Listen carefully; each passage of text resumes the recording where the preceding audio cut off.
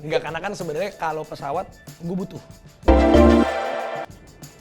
Media sosial dihebohkan dengan kabar Raffi Ahmad yang ternyata mempunyai pesawat pribadi. Kabar Raffi Ahmad yang punya pesawat pribadi tersebut terkuak saat berbicara dengan Ruben Onsu di channel YouTube MOP Channel.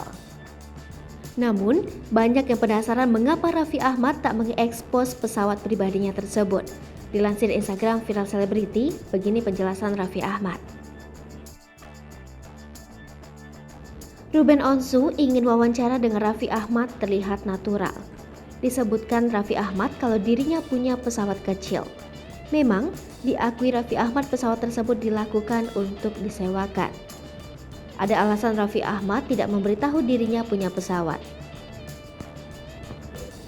Secara pribadi bukan gua nggak mau ngomong. Kalau orang tahu ya udah nggak apa-apa. Kalau nggak kasih tahu karena tanya aja, jawabnya.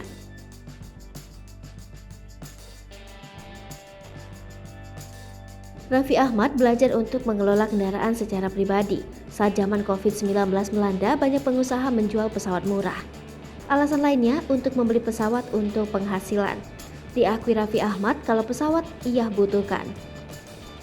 Kalau pesawat gua butuh karena ada tim sepak bola, tim basket, kedepannya ada bisnis ke depan di luar Pulau Jakarta, terangnya.